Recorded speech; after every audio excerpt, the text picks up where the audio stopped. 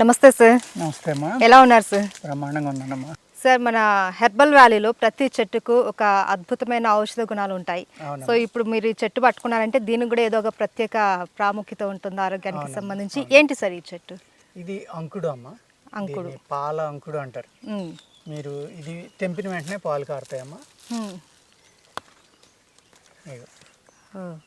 అందుకే పాల అంకుడు అంటారా? పాల అంకుడు అంటే ఇంకోటి ఉంటుందమ్మా ఇందులో, అంకుడు చెట్టు అంటారు దాన్ని. ప్లెయిన్ అంకుడు, అది ఓన్లీ అంకుడు అంటారు. దీన్ని పాల అంకుడు అంటారు. దానికి కూడా వస్తాయి, కానీ అది దాన్ని ఇది నల్లగా ఉంటుందమ్మా. కాండం అనేది కాండం నల్లగా ఉంటుంది, బెరడు. దీనికైతే తెల్లగా ఉంటుందమ్మా, నార్మల్ కలర్లో ఉంటుంది కాబట్టి దీన్ని పాల అంకుడు అంటారు, దాన్ని అంకుడు అంటారు. అంటే ఆయుర్వేద శాస్త్రంలో నల్ల అంకుడు అంకుడు అని కూడా అంటారమ్మా దీన్ని. ఓకే. దీన్ని ఎలా గుర్తించాలి అంటే, దీని యొక్క కాయలు ఒకే పువ్వులోంచి వచ్చామా, రెండు వస్తాయి కాయలు. ఒక్క పువ్వు నుంచి రెండు కాయలు వచ్చి ఆ రెండు కాయలు ఇలా అంటుకుని ఉంటాయమ్మా కింద, జాయింట్ అయ్యి అది ఫ్లవర్లోంచి అలాగే వస్తుంది, అదే విధంగా కాస్తుంది. అదే మీరు ఈ చెట్టుని ఎలాగా ఫైండ్ అవుట్ చేయాలి అంటే, ఎలా గుర్తించాలి అంటే, ఆ కాయల్ని చూస్తే గుర్తించవచ్చమ్మా. అవి ఎండిపోయిన తర్వాత పగులుతాయమ్మా. పగిలినప్పుడు అందులో వడ్ల గింజలు లాంటి గింజలు ఉంటాయి, అది అంకుడు విత్తులు అంటే అయ్యే. దాన్ని మెడిసినల్ కింద వాడతాం. కాయను వాడుకోవచ్చు, లేతకాయ ఉండగా కూర వండుకునేవారు పూర్వం, అంకుడు కూర, అంకుడుకాయ కూర. ఇప్పుడు మనం అనేక రకాల కూరగాయలు, బీట్రూట్లు, క్యారెట్లు ఎన్నో రకాలు వచ్చినాయమ్మా. పూర్వం ఎక్కువ ఈ మూలికల యొక్క కాయలే కూరలుగా వండుకునేవారు.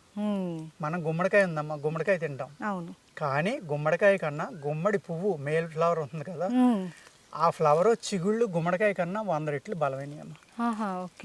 వాటితోటి కూర వండుకుంటే గుమ్మడికాయ తిన్న దాని మీద 10 రెట్లు ఎక్కువ ఫలితం ఉంటుంది. అంత యాక్చువల్ విటమిన్స్ కానీ ఇంకోటి కానీ పచ్చం సైడ్ ఎఫెక్ట్ లేనివి ఆ చిగుళ్ళు పువ్వే. అది ఎవరైనా తినొచ్చు. మళ్ళీ గుమ్మడి పండు తినాలి అంటే పచ్చం చేయాలి, లేతకాయ తినకూడదు, పండుకాయ తినొచ్చమ్మా. అదే విధంగా దీని కాయలు కూడా కూర వండుకునేవారు, లేతకాయలు చిరుచేదుగా ఉండి.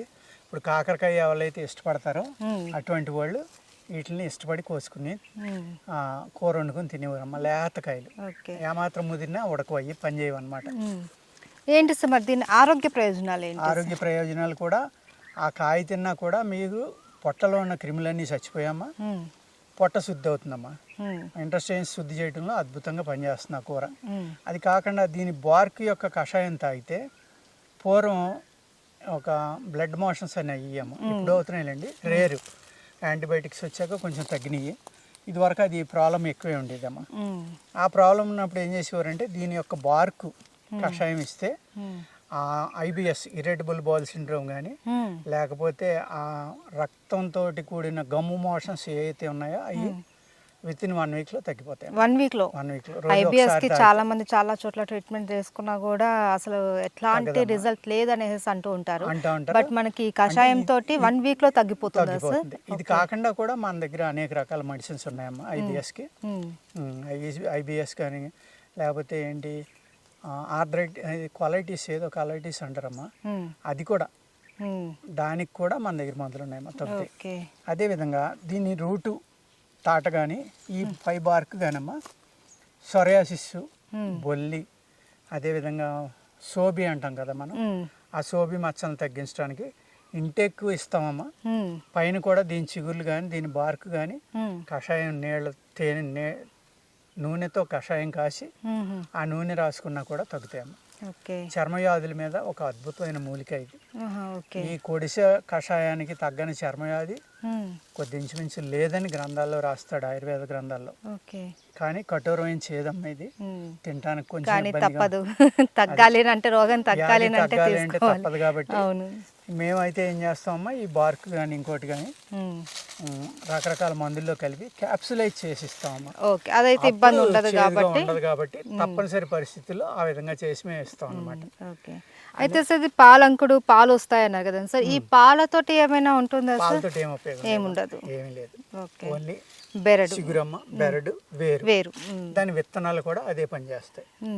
విత్తనాలు కూడా అనేక రకాల లేహ్యాలు కలుపుతామమ్మా. చర్మవ్యాధులకు సంబంధించిన లేహ్యాలు కానీ, నూనెలు కానీ, ట్యాబ్లెట్లో కానీ ఈ అంకుడు అనేది కలిపి ఇవ్వడం వల్ల రక్తశుద్ధి అవుతుందమ్మా.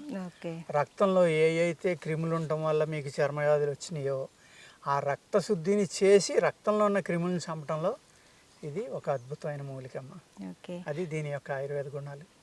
చాలా థ్యాంక్స్. చాలా మంచి ఔషధ గుణాలు ఉన్నటువంటి మొక్కను మాకు ఈరోజు చూపించారు. మాతో పాటు మా ఐడ్రీమ్ ప్రేక్షకులకి పాలంకుడు.